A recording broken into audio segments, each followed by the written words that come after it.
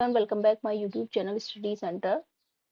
हम शुरू करेंगे अपना जो है कंटिन्यू करेंगे जो अपना क्लास 12th का जो फर्स्ट चैप्टर है, जिसका नाम है द लास्ट लेसन। का फर्स्ट पार्ट ऑलरेडी हमने कंप्लीट कर लिया है, जिसमें कि हमने स्टडी किया था कि किस तरीके से जो दो कंट्री है फ्रेंच के उनको स्लेव करके उसमें जो वहाँ के स्कूल्स हैं उसमें जो जब मतलब जो फ्रेंच है, फ्रेंच लैंग्वेज है, उसको क्या कर दिया गया है। उसको मतलब ये बोला गया है कि इस फ्रेंच लैंग्वेज को स्कूल्स में मतलब स्टडी नहीं कराया जाएगा, नहीं पढ़ाया जाएगा, यहाँ पे केवल जर्मनी ही पढ़ाई जाएगी। तो उसके उसी उसमें क्या है, वहां पर जो क्लास है, जो लिटिल फ्रेंच का जो क्लास है, वहाँ जो उसके टीचर है मिस्टर हैमल एंड उस उनके कुछ गाँव के लोग जो है, विलेज पीपल वहाँ पर बैठे हुए हैं, वो बहुत ज़्यादा दुखी हैं, सैड है। और जो हैमल है, mister Hamel, M Hamel sorry, वो क्या कर रहे हैं, वो भी अपने आप को बहुत ज़्यादा मतलब उनको सैड फील हो रहा है, अपने आप को रिग्रेट कर रहे हैं, ब्लेम कर रहे हैं जो लिटिल फ्रेंड्स है उसके पेरेंट्स को, और अपने आप को ब्लेम कर रहे हैं कि किस तरीके से हमने टाइम वेस्ट किया है और जो हमारी लैंग्वेज थी उसको हमने प्रॉपर नहीं सीखा है। ठीक है, तो ये हमने फर्स्ट पार्ट में कंप्लीट किया था। अब हम शुरू करते हैं अपना नेक्स्ट जो भी है इसमें। Then from one thing to another, इसके बाद एक चीजें मतलब वो बोलते गए क्योंकि वो बहुत ज्यादा सैड है। M Hamel went on to talk of the French language, और जो एम हेमल है वो लगातार बात करते रहे किसके बारे में, जो फ्रेंच लैंग्वेज है। उसके बाद वो मतलब उसके बारे में वो कंटिन्यू बात करते रहे, एक के बाद एक बातें बताते रहे, बोलते रहे। उन्होंने फ्रेंच लैंग्वेज के बारे में बोला कि सेइंग दैट, यह कहते हुए, it was the most beautiful language in the world, कि जो फ्रेंच लैंग्वेज है वो सबसे ज्यादा सुंदर, मोस्ट ब्यूटीफुल लैंग्वेज है वर्ल्ड में। क्यों? क्योंकि मतलब होता क्या है, जैसे कि हम इंडियन हैं, हर कंट्री मैन के लिए जो उसकी खुद की जो लैंग्वेज होती है वही उसके लिए बेस्ट होती है। ठीक है, तो वही वो बोल रहे हैं, एम हैमल बोल रहे हैं कि जो मतलब फ्रेंच लैंग्वेज है वो बहुत ज्यादा मोस्ट ब्यूटीफुल लैंग्वेज है in the world. The clearest, इतनी ज्यादा क्लियर है, एंड मोस्ट लॉजिकल है, that we must guard it among us and never forget it. ठीक है, कि इतनी ज्यादा क्लियरेस्ट है एंड इतनी ज्यादा लॉजिकल है कि हमें कभी भी मतलब हमें हमेशा इसकी क्या करनी चाहिए, इसको प्रोटेक्ट करना चाहिए, इसको गार्ड करना चाहिए, हमारे बीच में ये हमेशा रहनी चाहिए। मतलब हर किसी को फ्रेंच आनी चाहिए, वहाँ के जो लोग हैं उनको फ्रेंच आनी चाहिए, एंड नेवर फॉरगेट इट, और कभी भी इसे नहीं भूलना चाहिए। Because when people are enslaved, क्यों? क्योंकि जब लोग इंस्लेव्ड होते हैं, मतलब किसी के द्वारा बंदी बना लिए जाते हैं या किसी और का कंट्रोल उनके ऊपर मतलब हो जाता है, तो as long as they hold fast to their language, as it is as if they had the key to their prison. तो वो उनके लिए मतलब उनको ऐसे ही पकड़ के रखनी चाहिए अपनी लैंग्वेज को, इतने ज्यादा अच्छे से उसको सीखना चाहिए जो लोकल लैंग्वेज होती है, कि उनकी लैंग्वेज ही उनको वहां से निकाल सकती है। जैसे कि एक उनका जो पिजन होता है, मतलब अगर वो स्लेव हो जाते हैं, कोई उनको स्लेव बना लेता है, दास बना लेता है, बंदी बना लेता है, तो केवल उनकी लैंग्वेज ही उनको क्या कर सकती है, जो प्रिजन है, प्रिजन मतलब जो जेल होता है उसमें है, तो वही उनकी जो लैंग्वेज है, वही केवल एक ऐसा ऑप्शन होता है जो उनको वो फ्री कर सकती है, वही उसकी चाबी होती है। Then he opened grammar and read us our lesson, और फिर उसके बाद उन्होंने ग्रामर को खोला, मतलब जो ग्रामर फ्रेंच में ग्रामर पढ़ा रहे थे, and read us our lesson, और हमारे लेसन को पढ़ाया। I was amazed to see how well I understood, और मैं अमेज्ड मतलब मैं बहुत ज्यादा सरप्राइज था, अमेज था ये देखकर कि मैं कितने अच्छे से मैंने उसको समझा। ठीक है, उससे पहले उसको कुछ चीजें लिटिल फ्रेंड्स को नहीं समझ में आती थी, वो नहीं ज्यादा मतलब ध्यान देते थे क्लास में, वो बाहर की चीजों में ज्यादा मतलब ध्यान देते थे। लेकिन आज वो बोल रहे कि मैं बहुत ज्यादा अमेज था यह देखकर कि सब चीजें मुझे बहुत अच्छे से समझ में आ गई। All he said seemed so easy, और सब कुछ मुझे ऐसा लगा, उन्होंने कहा कि सब कुछ ऐसा लग रहा था जैसे कि ये बहुत ज्यादा इजी है, बहुत ज्यादा इजी है। आई थिंक टू, मैंने ये भी सोचा, that I had never listen to so carefully, कि मैंने कभी भी इतना ध्यान से, कभी भी नहीं, इतना केयरफुली कभी भी क्लास में नहीं सुना किसी भी चैप्टर को। And that he had never explained everything, और जो जो मतलब जो एम हैमल थे वो एक्सप्लेन कर रहे थे उनके चैप्टर को, तो कभी भी उन्होंने हर चीज को इतने अच्छे से एक्सप्लेन नहीं किया। With so with so much patience, patience क्या होता है, धैर्य। ठीक है, कि जो एम हैमल थे, हमने तो सुना ही सुना, मतलब मैं तो बहुत ज्यादा केयरफुली उसको सुना, आज से पहले कभी भी उस मतलब क्लास में कभी भी इतना ध्यान नहीं दिया, और बहुत ज्यादा इजी मुझे सब कुछ लग रहा था, बहुत अच्छे से समझ में आ गया था। इसके अलावा जो एम हैमल थे, उन्होंने भी हर चीज को बहुत अच्छे से एक्सप्लेन किया, बहुत ज्यादा पेशेंस के साथ एक्सप्लेन किया। It seemed almost as if the poor man wanted to give us all he knew before going away and to put it all into our heads at one stroke. It seems, ऐसा लग रहा था कि लगभग वो जो मतलब बेचारे जो एम हैमल है वांटेड टू गिव अस, वो हमें देना चाहते हैं ही न्यू बिफोर गोइंग अवे, कि मतलब वो जानते हैं, जाने से पहले वो हमें सब कुछ सिखाना चाहते हैं, हर चैप्टर को क्लियर करना चाहते हैं, जो उनको आता है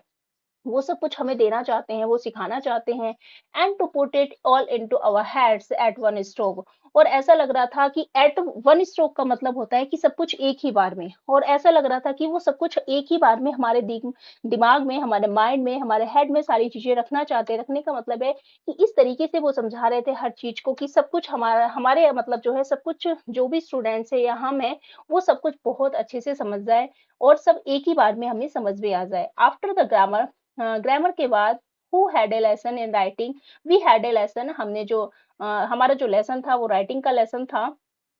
that day M Hamel had new copies for us, और उस दिन जो एम हैमल थे उन्होंने हमारे लिए मतलब सबके लिए, हमारे लिए कॉपीज, न्यू कॉपीज ली हुई थी। Written in a beautiful round hand, और जिसमें जो ब्यूटीफुली उसमें राउंड हैंड में लिखा हुआ था फ्रांस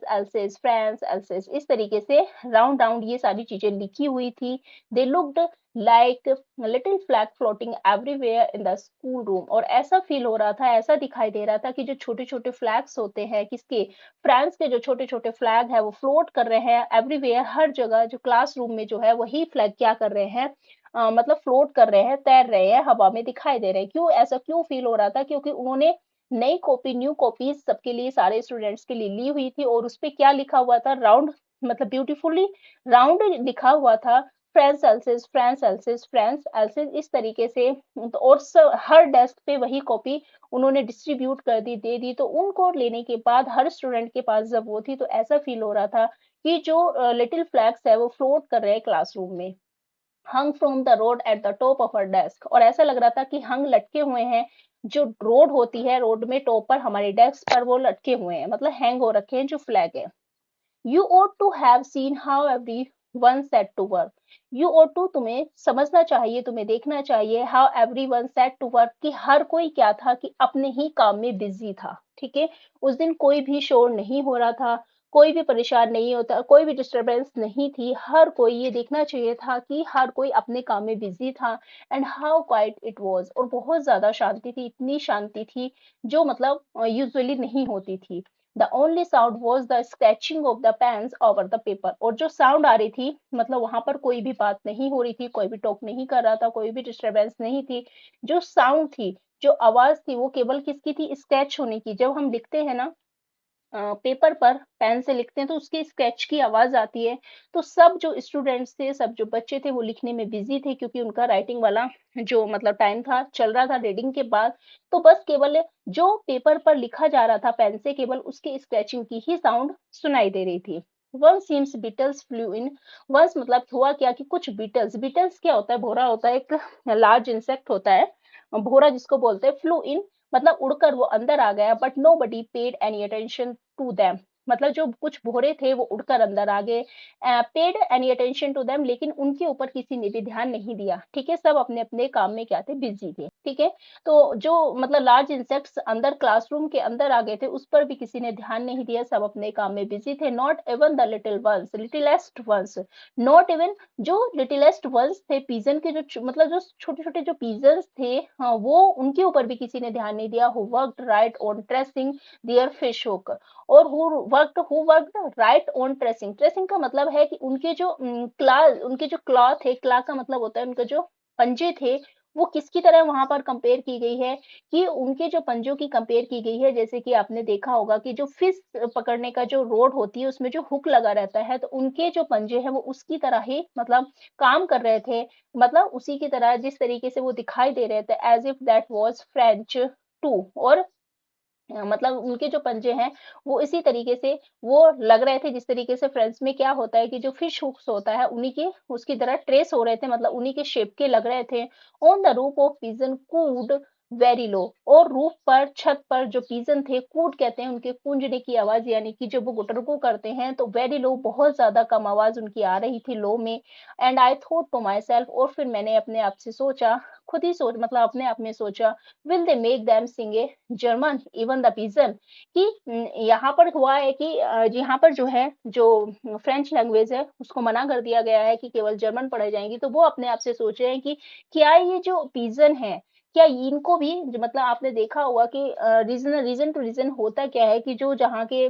जो बर्ड्स होते हैं या एनिमल्स होते हैं, तो जो वहाँ के लोकल पर्सन होते हैं वो अपनी लैंग्वेज में बात करते हैं, तो वो उसी लैंग्वेज को समझते हैं। तो पिजन है तो पिजन भी क्या है, फ्रेंच लैंग्वेज को समझते होंगे, या उसी में वो मतलब जो कूट करते हैं वो उसी में करते होंगे। तो वो जो है लिटिल फ्रेंच जो है वो अपने आप से कह रहे हैं कि जो यहाँ के जो पिजन है, क्या उनको भी मना कर दिया जाएगा कि तुम फ्रेंच लैंग्वेज ना बोलो, फ्रेंच में मतलब ना कूट करो, केवल जर्मन में ही करो, उनको भी बोला जाएगा कि जर्मन में ही सिंग करना है आपको, फ्रेंच में नहीं करना है। इवन द पिजन, पिजन के लिए भी, when ever I looked up from my writing, जब कभी भी मैं ऊपर देखता था, लिखते लिखते जब कभी भी मैं ऊपर देखता था, आई सा, मैंने देखा कि M Hamel sitting motionless in his chair. Motionless का मतलब होता है बिना हिले डुले, जब आप बहुत ज्यादा कुछ डीप थिंक कर रहे हैं, ठीक है, डीप थिंकिंग में आप हैं, मोशनलेस हैं, इन्हीं चेयर, वो अपने चेयर पर बैठे हुए हैं, and gazing first at one thing. और गेजिंग का मतलब होता है घूर रहे हैं, किसी एक ही चीज को वो क्या कर रहे हैं, गेज कर रहे हैं, वो घूर रहे हैं। जब आप बहुत ज्यादा डीपली कुछ सोच रहे होते हैं, थिंकिंग कर रहे होते हैं, तो आपकी जो नजर होती है, आप जो देखते हैं, किसी एक ही चीज पे आपका टारगेट होता है, आप उसको देख रहे होते हैं, बट आपके माइंड में कुछ और चल रहा होता है, उसको बोलते हैं गेज करना। आप सोच कुछ और है, बस आप एक तरीके से डीप थिंकिंग में आप उसमें क्या है, खोए हुए हैं, ठीक है। तो जब मैं लिखते लिखते कभी जब कभी ऊपर देखता था, तो मैं देखता था कि जो एम हैमल है वो इमोशनलेस अपनी चेयर पर बैठे हुए हैं, और एक ही चीज को वो गेज कर रहे हैं। देन एट अनोदर, मतलब दूसरे के अकॉर्डिंग वो बस एक ही चीज को वो घूरे जा रहे हैं क्लास में बैठे हुए, as if he wanted to fix in his mind, कि ऐसा लगता था कि वो चाहते हैं कि सब कुछ अपने माइंड में क्या मतलब फिक्स फिक्स, मतलब फिक्स का मतलब ये है कि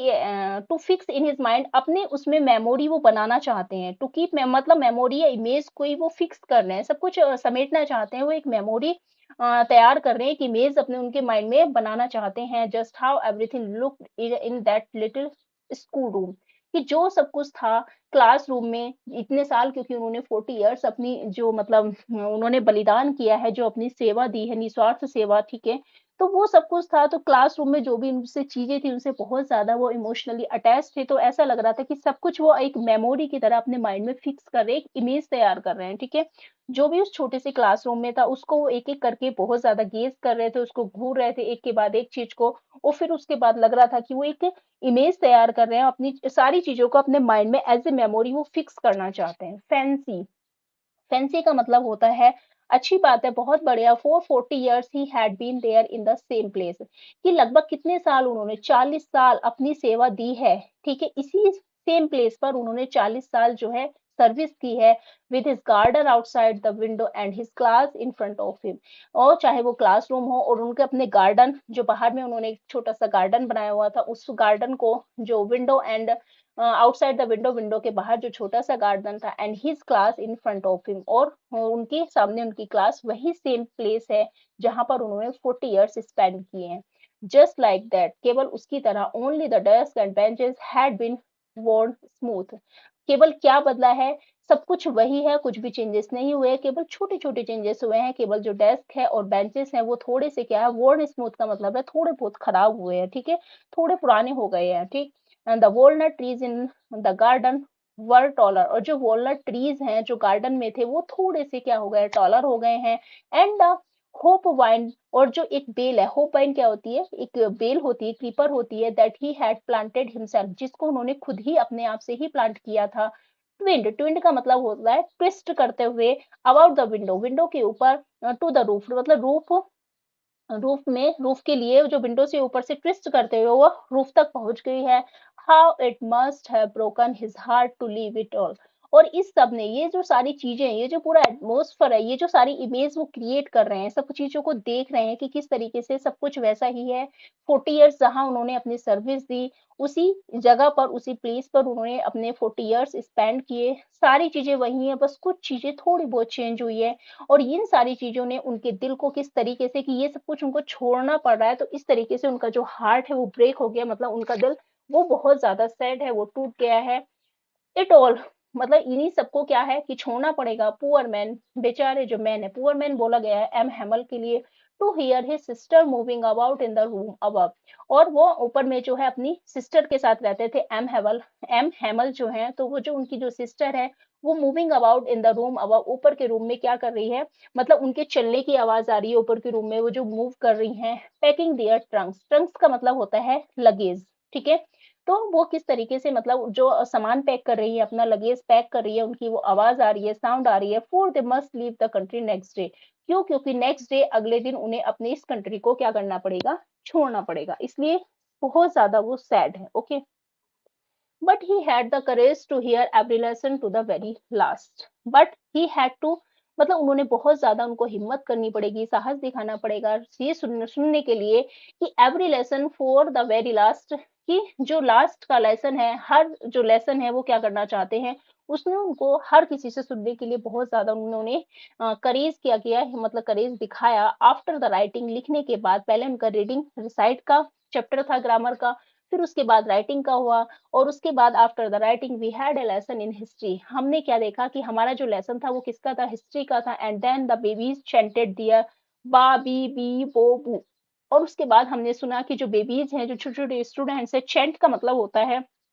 एक ही स्वर में वो बोल रहे हैं अपने बा बी बे। ये एक होता है फोनेटिक साउंड जो होती है, ठीक है, जैसे रिपीट कर रहे हैं वो सारे बच्चे जो है छोटे छोटे, अपनी जो फोनेटिक साउंड है उनको क्या कर रहे हैं, रिपीट कर रहे हैं, गा रहे हैं। Down there at the back of the room old Hauser had put on his spectacles and, और उसके पीछे देर, वहां पर ही जो बैंक, मतलब बैक, सॉरी, रूम के जो पीछे जो बैठे हुए हैं, रूम में जो बैक बेंच पर बैठे हुए थे, जो गांव के कौन थे, ओल्ड होसर थे, उन्होंने जो अपना चश्मा, मतलब जो पहना हुआ था, and holding his primer in both hands. Primer मतलब किसी भी लैंग्वेज को समझने के लिए, जो हमने देखा था बेसिक लैंग्वेज को समझने वाली जो प्रीमर है, वो उन्होंने अपने हाथों में पकड़ी हुई है। Spell the letters with them, और वो भी उनके साथ क्या कर रहे हैं, उनको जो बच्चे बा बी बू ये कर रहे हैं, उनके साथ वो भी क्या कर रहे हैं, उन लेटर्स को स्पेल कर रहे हैं। यू कुड सी दैट, आप देख सकते थे कि ही टू वॉज क्राइंग, कि वो क्या कर रहे थे, वो भी रो रहे थे। कौन? जो ओल्ड, मतलब जो विलेज पीपल थे, जो ओल्ड होसर थे, वो भी क्या कर रहे थे, जब ये सब कुछ गा रहे थे बच्चों के साथ, तो इसके साथ साथ वो क्या कर रहे थे, क्राइंग कर रहे थे, रो रहे थे। His voice trembled with emotion, और उनकी वॉइस क्या थी, कि आपने देखा होगा कि जब आप बहुत ज्यादा इमोशनली, मतलब क्राइंग कर रहे होते हैं, इमोशन बहुत ज्यादा आपके अटैच होते हैं, तो आपकी जो आवाज है वो थोड़ी सी ट्रम्बल करती है, यानी कि कप कपाने लगती है। तो वही उनके साथ है, जो इमोशन के साथ उनकी जो वॉइस थी वो ट्रम्बल कर रही थी, कप कपा रही थी। And it was so funny to hear him that we all wanted to laugh and cry. और ये सब कुछ देखकर इतना ज्यादा फनी लग रहा था सुनने में, कि जो वो हैं वो साथ के साथ गा भी रहे हैं, बोल भी रहे हैं, और इसके अलावा वो क्राइंग भी कर रहे हैं। तो इससे ऐसा लग रहा था कि हम हंस भी रहे हैं और रो भी रहे हैं, ठीक है, इस तरीके से। How well I remember that last lesson, मतलब ऐसा लग रहा था कि जब वो आवाज, वो फनी सी आवाज जब सुन रहे थे हम, कि वो गाने के साथ साथ रो भी रहे हैं, बहुत ज्यादा फनी लग रहा था। That we all wanted to laugh, तो हम सब क्या करना चाहते थे, रोना भी चाहते थे, मतलब ऐसे उसमें, और हंसना भी चाहते थे। ये सब कुछ हो रहा था, वहां का जो सीन था। हाँ, और फिर उसके बाद मैंने सब कुछ याद किया, हमारा लास्ट लेसन। उसके बाद ये सब कुछ, जब जो एटमॉस्फेयर था उसको एक्सप्लेन करने के बाद कहते हैं कि फिर मुझे याद आया कि ये क्या है, ये लास्ट लेसन है, ठीक है, इसी वजह से ये सब कुछ हो रहा है, सब बहुत ज्यादा सैड है।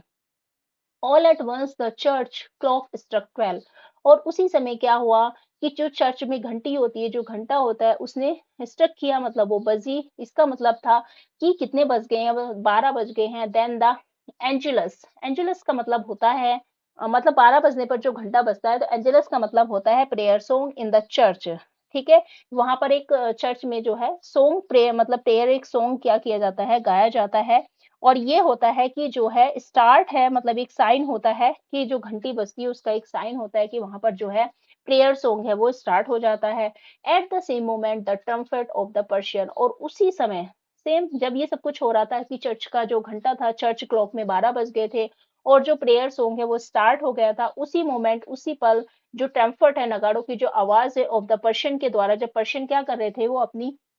मतलब एक्सरसाइज कर रहे थे, उसी दौरान, उसी समय उनकी जो आवाज थी, रिटर्निंग ड्रिल ड्रिल के दौरान जो आवाज आ रही थी वो क्या हो गई थी, मतलब बंद होने का टाइम हो गया था, साउंडेड अंडर आवर विंडो, जो साउंड हमारी विंडो के थ्रू आ रही थी, अब उसका भी टाइम क्या हो गया था कि वो भी क्या हो गई थी, फिनिश हो गई थी, उसका भी मतलब टाइम पूरा हो गया था। M Hamel stood up, M Hamel जो थे वो खड़े हुए, वेरी पेल का मतलब होता है उनका जो चेहरा था, आपने देखा होगा कि कभी मतलब होता है क्या है कि बहुत ज़्यादा जब कोई पर्सन बहुत ज़्यादा सैड होता है तो उसके चेहरे का जो रंग है वो बदल जाता है। तो वहीं पर यहाँ एक्सप्लेन किया गया है कि जो एम हैमल थे वो खड़े हुए, बहुत ज़्यादा वो पेल दिखाई दे रहे थे उनका चेहरा, क्योंकि वो बहुत ज़्यादा सैड थे कि अपनी कंट्री को उनको छोड़ना पड़ा था। फ्रेंच लैंग्वेज थी, उसको मतलब बंद कर दिया गया था कि ये नहीं बोली जाएगी, स्कूल्स में नहीं पढ़ाई जाएगी। इन्हीं चेयर पर, अपनी चेयर पर, आई नेवर सा हिम लुक सो टॉल, और मैंने कभी भी उनको इतना लंबा नहीं देखा था। लंबे का मतलब वो खड़े थे, मतलब स्ट्रेट वो खड़े थे,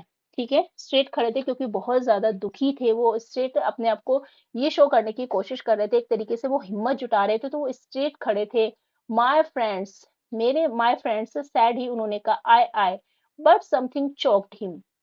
लेकिन किसी चीज ने उनके गले को चोक कर दिया। चोक का मतलब होता है कि जब आप बहुत ज्यादा दुखी होते हैं तो आप या रो रहे होते हैं, फीलिंग मतलब आपके जो फीलिंग और इमोशंस होते हैं तो वो आपकी आवाज को कहीं ना कहीं क्या कर देते हैं, स्टॉप कर देते हैं, आप बोल नहीं पाते हैं अच्छे से, ठीक है, उसका मतलब होता है चोक्ड। बट किसी चीज ने उनके मतलब वो अनेबल नहीं हो पाए, अनेबल थे, बोल नहीं पा रहे थे जो वो बोलना चाहते थे, क्योंकि बहुत ज्यादा इमोशनली बहुत ज्यादा वो दुखी थे, वो ठीक है, तो वो बोल नहीं पा रहे थे।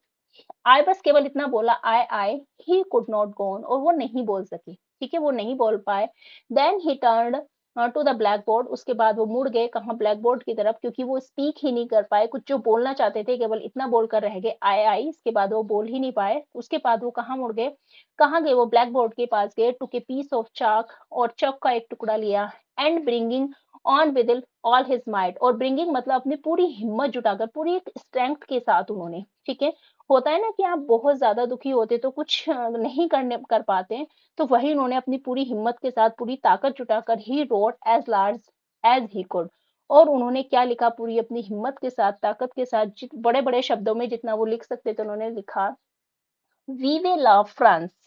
वीवे ला का फ्रांस मतलब फ्रांस के लिए एक तरीके से ब्लेसिंग्स उन्होंने लिखी कि लॉन्ग लिव फ्रांस, ठीक है, कि जो फ्रांस है हमारा आबाद रहे, और जो है प्रोस्पेरियस रहे, इस तरीके से उन्होंने फ्रेंड्स के लिए लिखा लार्ज लेटर्स में। Then he stopped and leaned his head against the wall, उसके बाद उन्होंने वही लिखना उसको बंद कर दिया, वो रुक गए, एंड लीन का मतलब है झुक गए, अपने सिर को उन्होंने वॉल से टिकाकर मतलब झुकाकर, इस तरीके से वो खड़े हो गए, उन्होंने लिखना बंद कर दिया, एंड विदाउट ए वर्ड, और बिना एक शब्द बोले, he made a yes gesture, gesture का मतलब होता है एक मार्क या साइन, ठीक है, देना, मतलब होता है कि कई बार आप बोल नहीं पाते तो आप इंडिकेट करते हैं, इशारे करते हैं, लाइक दिस उन्होंने भी क्या किया, कुछ जेस्चर्स किए, मतलब कुछ इशारे दिए, and to us with his hand, अपने हाथों से हमारे लिए कुछ इशारे थे। स्कूल इज डिसमिस्ड, स्कूल क्या हो गया, डिसमिस्ड हो गया, मतलब खत्म हो गया है। यू मे गो, अब तुम जा सकते हो, ठीक है।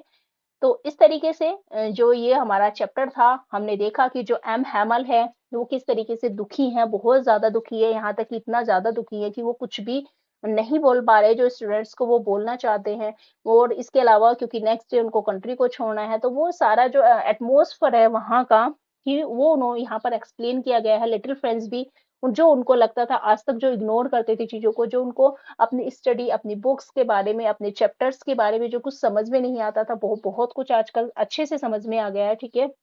और यहाँ पर बाकी सब कुछ जो क्लास का एक्सप्लेन किया गया है, एम हैमल जो वो कितना ज्यादा दुखी हैं, किस तरीके से वो अपनी चीजों को एक्सप्लेन करते हैं, जब वो बोल नहीं पाते हैं तो किस तरीके से ब्लैक बोर्ड पर लिख कर बताते हैं, और उसके बाद वेल विशेष करते हैं किसके लिए, फ्रेंड्स के लिए, ठीक है। तो ये चैप्टर हमने, हमारा जो पूरा एक्सप्लेनेशन था चैप्टर का वो कंप्लीट हो गया है। बाकी इसके क्वेश्चन आंसर और जो भी है इसमें इससे रिलेटेड, वो हम इसको नेक्स्ट पार्ट में कवर करेंगे। If you like to watch my video, please like share and subscribe कीजिएगा। Thank you so much for watching, bye bye and take care.